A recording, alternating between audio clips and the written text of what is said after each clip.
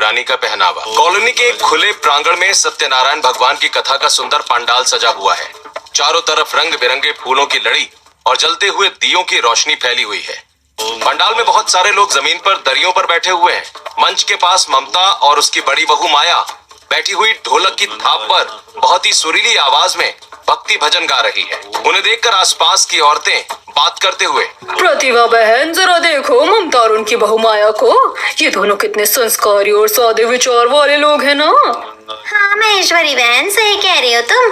पूरे मोहल्ले में कहीं भी पूजा पाठ का प्रोग्राम होता है तो लोग सबसे पहले इन्हीं के घर न्योता देने पहुँचते हैं। और भला लोग न्योता क्यों ना दे, सास तो खुद संस्कारी थी ही और अपने लिए बहू भी कितनी संस्कारी ढूंढ कर लाई है। देखो तो सही, दोनों कितनी तन्मयता से भजन गा रही हैं। सच में हम ही नहीं बल्कि पूरी कॉलोनी के लोग इनके संस्कारों की तारीफ करते नहीं थकते। भजन पूरा होता है और पंडित जी सबको आरती देते हैं। ममता और माया उठकर आरती लेती हैं और लोगों से हाथ जोड़कर अभिवादन करती हैं। कथा का समापन होने के बाद ममता और माया हाथों में प्रसाद के डिब्बे लिए पैदल अपने घर की तरफ लौटती हैं। तभी सामने कॉलेज की दो लड़कियां छोटे और मॉडर्न कपड़े पहनकर जा रही थीं। उन्हें देखकर ममता अपनी बहू से, राम राम, देखो तो बहू आजकल की लड़कियों को क्या हो गया है, कैसे अजीब और छोटे छोटे कपड़े पहनकर सड़क पर घूम रही है। हाँ माँ जी, जमाना बहुत बदल गया है। आजकल की लड़कियों को अपनी सहूलियत ही सबसे ज्यादा पसंद आती है।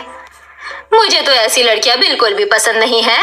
मुझे तो बस अपने घर परिवार के पुराने संस्कारी तौर तरीके ही भाते हैं। इसीलिए तो मैं तुझे गांव से तुझे ढूंढ कर लाई थी। तू भी बिल्कुल मेरे जैसी संस्कारी और शांत स्वभाव की है। आप सही कह रही है माँ जी, इंसान का संस्कार सबसे पहले उसके पहनावे और उसकी बोली भाषा से ही नजर आती है। ममता और माया बातें करते करते घर आ जाती हैं। हॉल में सोफे पर दादी सास सावित्री बैठी अपने पैरों को मल रही हैं। पास में ही ससुर महेश अखबार पढ़ रहे हैं तो माया आगे बढ़कर प्रसाद देते हुए, दादी माँ, ये लीजिए कथा का प्रसाद। आज तो पांडाल में बहुत ही सुंदर भजन कीर्तन हुआ। आप भी चलती तो बहुत अच्छा लगता। क्या बताऊं बहू, आज सुबह से मेरे जोड़ों में इतना भयानक दर्द हो रहा है कि मैं जमीन पर बैठ ही नहीं पाती। कोई बात नहीं दादी माँ, आज रात को जब मैं आपके पास बैठने आऊंगी तो आपके पैर दबाते दबाते पांडाल की सारी बातें बताऊंगी। बहू, तुम अपनी दादी से बातें बाद में कर लेना, पहले रसोई में जाकर जल्दी से खाना बना दो, मुझे बहुत तेज भूख लग रही है। तभी ननद निशा और देवर राहुल अपने कमरे से बाहर आते हैं। हाँ भाभी, आज तो बाहर मौसम बहुत सुहाना हो रहा है। हल्की हल्की बारिश जैसा माहौल है। आज अब वही मिट्टी के चूल्हे वाली गर्मा गर्म रोटियां और बैंगन का भरता बना दो ना। अरे वाह निशा, बिल्कुल सही याद दिलाया। हाँ बहू, तो आज मक्के और ज्वार की गर्मा गर्म रोटियां, भट्टे का चटपटा भरता और सिलबट्टे की तीखी चटनी बना दो। और भाभी, अगर उन गर्मा गर्म रोटियों के साथ बेसन के कुरकुरे पकौड़े भी मिल जाएं तो आज के खाने का मजा ही दोगुना हो जाएगा। समझ गई आप पूरे परिवार की क्या क्या फरमाइशें हैं। आप लोग बस थोड़ा इंतजार कीजिए, मैं अभी रसोई में जाकर सब बनाती हूँ। माया घर के पिछले आंगन में जाती है जहाँ एक छोटा सा शेड बना है और पुराना मिट्टी का चूल्हा रखा हुआ है। माया चूल्हे के पास बैठती है और उसमें सूखी लकड़ियां और उपले लगाकर आग जलाती है और फिर बहुत ही कुशलता से काम करती है। थोड़ी ही देर में मक्के की गर्मा गर्म रोटियां, सिलबट्टे की चटनी और बेसन के पकौड़े बनाकर वो डाइनिंग टेबल पर लगा देती है। घर के सभी लोग डाइनिंग टेबल पर बैठकर खाना खाते हैं और खाना खाते हुए राहुल, वाह भाभी, आपके हाथ में तो सचमुच जादू है। इतना स्वादिष्ट खाना तो किसी बड़े होटल में भी नहीं मिल सकता। धन्यवाद देवर जी, आपको खाना पसंद आया, मेरी मेहनत सफल हो गई। वैसे एक बात बताइए भाभी, आपने इतनी सारी चीजें सीखी कहाँ से? खाना भी इतना बढ़िया बनाती हैं, कपड़े भी बहुत सुंदर सिलती हैं और दिखती भी बहुत अच्छी हैं। अरे अरे देवर जी, आप तो कुछ ज्यादा ही तारीफों के पुल बांधे जा रहे हैं। कहीं आपने अपने लिए कोई लड़की तो पसंद नहीं कर ली है? अरे नहीं भाभी, ऐसी कोई बात नहीं है, मैं तो बस सच्चाई बता रहा था। बहुत सही कह रही है। मैं राहुल की भी शादी तेरे जैसे किसी संस्कारी लड़के से कराऊंगी। राहुल अपनी दादी की बात पर मुस्कुरा देता है। ऐसे ही दिन बीतते हैं और माया अपने ससुराल को अच्छी तरह संभालने लगती है। उस समय पर खाना बनाकर सबको खिलाती है, सबका ध्यान रखती है और परिवार के सभी लोग उससे बहुत खुश रहते हैं। ऐसे ही एक दिन शाम के समय माया धुले हुए कपड़ों की बाल्टी लेकर छत पर आती है और रस्सियों पर कपड़े सुखाने लगती है। तभी बगल वाली छत पर पड़ोस की बहुएं कीर्ति और कंगना अपने मोबाइल कैमरा स्टैंड पर लगाकर रील बना रही हैं। कीर्ति माया को देखकर। अरे माया भाभी, तुम पूरे दिन घर के कामों में ही उलझी रहती हो, कभी हमारे पास भी आया करो, हम तीनों मिलकर अच्छी अच्छी रील बनाएंगे। अरे कीर्ति, मुझे ये सब कहाँ आता है, और फिर घर में इतना सारा काम पड़ा रहता है कि इन सब चीजों का समय ही नहीं मिलता। भाभी मेरी मानो तो अब अपने देवर की शादी करवा दो। जब घर में छोटी देवरानी आ जाएगी तो काम आधा हो जाएगा, और फिर तुम भी हमारी तरह आराम से रील बनाना। हाँ माया, घर में देवरानी का होना बहुत जरूरी है। तुम दोनों सही कह रही हो। आज ही मैं माँ जी से देवर जी की शादी की बात चलाती हूँ। माया कपड़े फैलाकर नीचे आ जाती है। रात के समय बेडरूम में ममता और महेश बातें कर रहे हैं। तभी माया हाथ में दूध का ग्लास लेकर कमरे में आती है और अपने सास ससुर को दूध देते हुए। माँ जी, पापा जी, ये लीजिए। रख दे बहू, तू भी बैठ यहाँ थोड़ी देर। माँ जी, मैं सोच रही थी कि अब देवर जी की भी शादी की उम्र हो गई है, क्यों ना अब उनके लिए भी कोई अच्छी लड़की ढूंढकर उनकी शादी की बात चलाई जाए। तभी निशा वहाँ आकर, हाँ माँ, भाभी बिल्कुल सही कह रही है। भैया की शादी हो जाएगी तो घर में एक और नई भाभी आ जाएगी। हाँ बहू, मैं भी पिछले कुछ दिनों से यही सोच रही थी। मैंने पंडित जी को फोन करके घर बुलाया है। मैं तो चाहती हूँ कि तेरे जैसी ही संस्कारी और गुणी बहू इस घर में आए। बातें करने के बाद माया निशा अपने कमरे में जाकर सो जाते हैं। अगले दिन सुबह पंडित जी घर के हॉल में बैठे अपनी कुंडली की फाइल खोलते हुए, महेश जी, आपने मुझे बुलाया था ना? मेरे पास राहुल के लिए एक बहुत ही सुंदर, सुशील और संस्कारी लड़की का रिश्ता आया है। पंडित जी, लड़के का नाम क्या है और परिवार कौन सा है? लड़की का नाम शिल्पा है। बहुत ही संस्कारी परिवार की लड़की है। बड़ों की इज्जत करना और घर के सारे काम संभालना जानती है। देख लो बेटा, अगर तुझे लड़की की फोटो पसंद है तो हम बात आगे बढ़ाएं। माँ, आपकी और पिताजी की पसंद ही मेरी पसंद है। आप लोग जो फैसला करेंगे मुझे मंजूर होगा। अगले दिन परिवार वाले शिल्पा के घर रिश्ता लेकर जाते हैं। शिल्पा एक सुंदर सूट पहनकर, सिर ढककर सभी के सामने आती है। तभी ममता माया से, माया बहू, लड़की तो देखने में सुंदर और संस्कारी लग रही है। हाँ माँ जी, और देवर जी भी कितने खुश नजर आ रहे हैं। मैं तो कहती हूँ कि आप रिश्ता पक्का कर दीजिए। दोनों परिवारों को रिश्ता पसंद आता है और शादी पक्की हो जाती है। कुछ दिन के बाद धूमधाम से बारात जाती है और शिल्पा दुल्हन बनकर घर आ जाती है। शादी के अगले दिन घर के हॉल में मोहल्ले की औरतों की भीड़ लगी है। मुंह दिखाई की रस्म चल रही है। बड़ी बहू माया हाथ में ट्रे लेकर सबको चाय और नाश्ता परोस रही है, जिसे देखकर प्रतिभा, ममता जी, आपकी छोटी बहू शिल्पा भी बहुत सुंदर है। अरे सुंदर होने से क्या होता है बहन, असली चीज तो संस्कार होते हैं। अब जरा बड़ी बहू माया को ही देखो, सुबह से पूरे घर को अकेले संभाले हुए हैं। ये तो आपने बिल्कुल सच कहा। मेरी बड़ी बहू माया तो पूरी दुनिया में सबसे बेस्ट है। इसका मुकाबला तो कोई कर ही नहीं सकता। अपनी नई भाभी के बगल में बैठी निशा माया की तारीफ सुनकर अपनी छोटी भाभी के कान में, देखा छोटी भाभी, बड़ी भाभी की कितनी तारीफ हो रही है, और हो भी क्यों ना, वो है ही तारीफ के लायक। इस देहाती गवार में ऐसा भी क्या खास है जो सब लोग इसी के गुण गा रहे हैं। दिखने में तो बिल्कुल सीधी सादी लगती है। माँ जी, मुझे इस भारी घूंघट में बहुत घुटन हो रही है। कितनी देर तक ऐसा बैठना पड़ेगा? कोई बात नहीं बहू, तू अपने कमरे में जाकर कपड़े बदल ले। माया वहां से उठकर अपने कमरे की तरफ चली जाती है। शाम के समय शिल्पा पहली रसोई की रस्म के लिए रसोई में आती है। वो कटिंग बोर्ड पर सब्जियां और पास्ता का पैकेट निकालती है।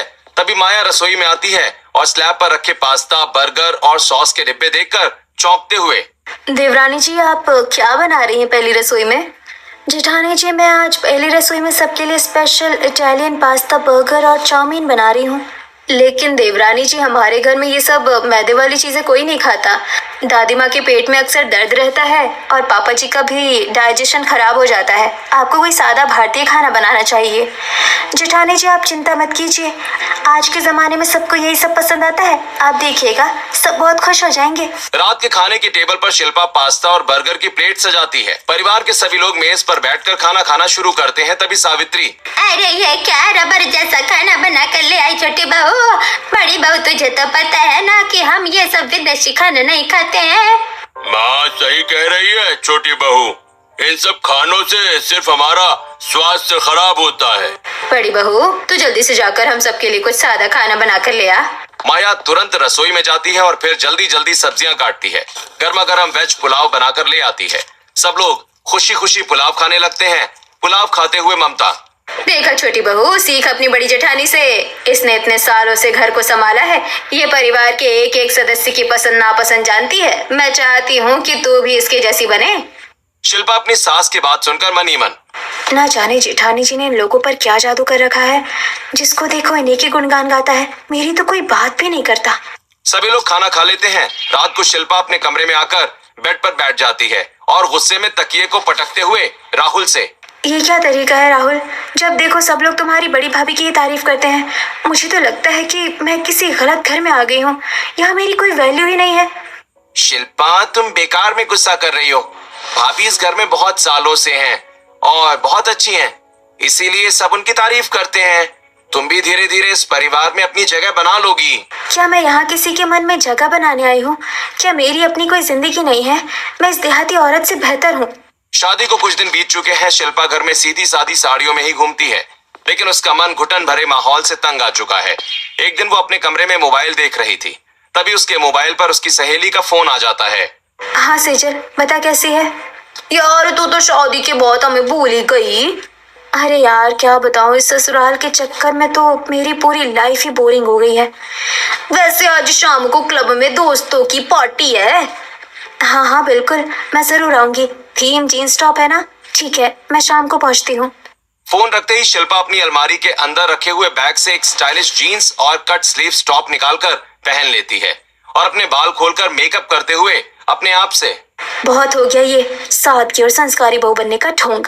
आज तो मैं सबको अपना असली रूप दिखाकर ही रहूंगी। शिल्पा जीन्स, छोटा टॉप और हाई हील्स पहने हाथ में पर्स लटकाए हुए हॉल में आती है। उसे इस अवतार में देखकर ममता के साथ साथ बाकी सभी के होश उड़ जाते हैं। राम राम, हे भगवान, ये क्या पहन रखा है छोटी बहू? साड़ी छोड़कर तूने ये कैसे कपड़े पहन लिए? ये कौन से कपड़े हैं तेरे? बाबू लगता है तेरा राहुल से झगड़ा हो गया, इसलिए तूने गुस्से में ये पहन लिया। कोई बात नहीं बेटा, जाकर कपड़े बदल ले। मियाँ बीवी में तो ऐसे झगड़े होते हैं। नहीं दादी माँ, मैंने झगड़ा करके ऐसे कपड़े नहीं पहने हैं, बल्कि मैं ऐसे ही कपड़े पहनती हूँ। ये तुम क्या कर रही हो? शिल्पा पहनती थी। बस बहुत हो गया, अब मैं और शांत नहीं रह सकती और ना ही साड़ी पहनकर नौटंकी कर सकती हूँ। मेरा यही असली रूप है।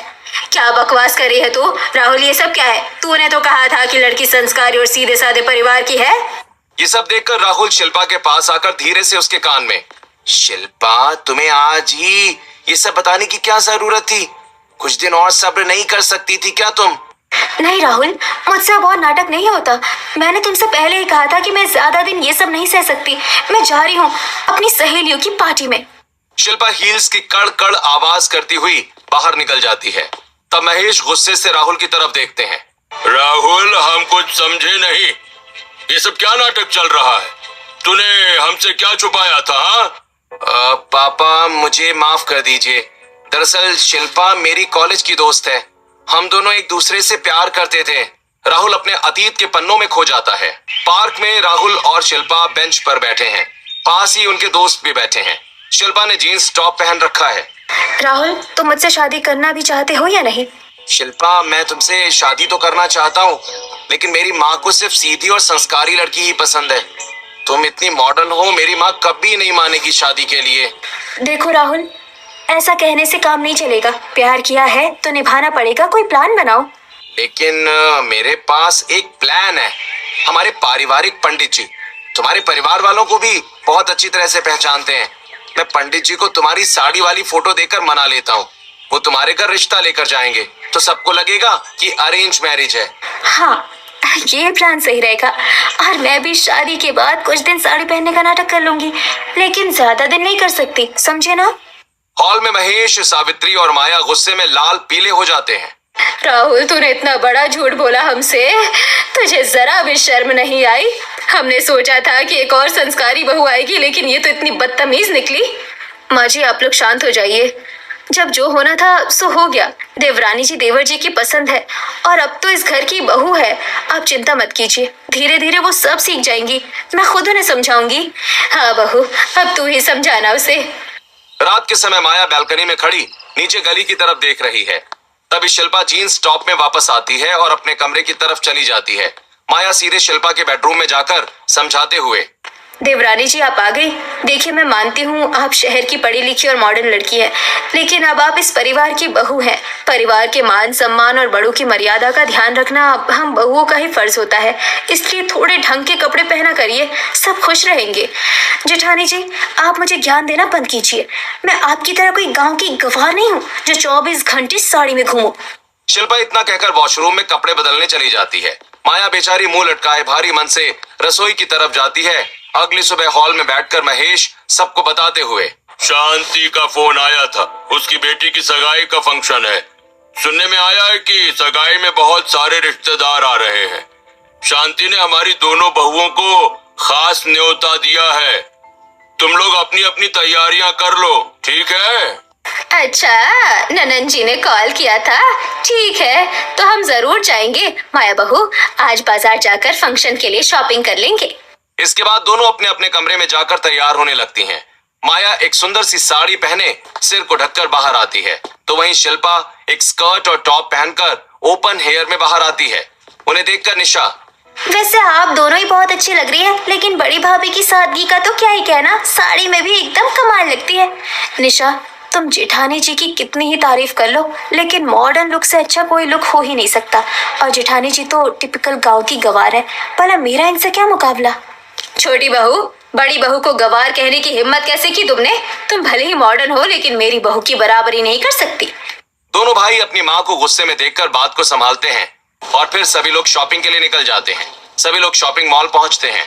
माया सिलाई की दुकान से कपड़े, गोटे, धागे खरीदती है, जबकि शिल्पा एक महंगी मॉडर्न बुटीक से स्लीवलेस वन पीस ड्रेस खरीदती है। शॉपिंग के बाद सभी लोग घर आ जाते हैं। माया अपने कमरे में जाकर मशीन चलाकर अपने लिए कपड़े सिलने लगती है। तब ममता और निशा वहां आ जाती हैं। ममता अपनी बहू के कपड़े देखकर, अरे वाह माया बहू, ड्रेस तो तुम काफी अच्छी सिल रही हो।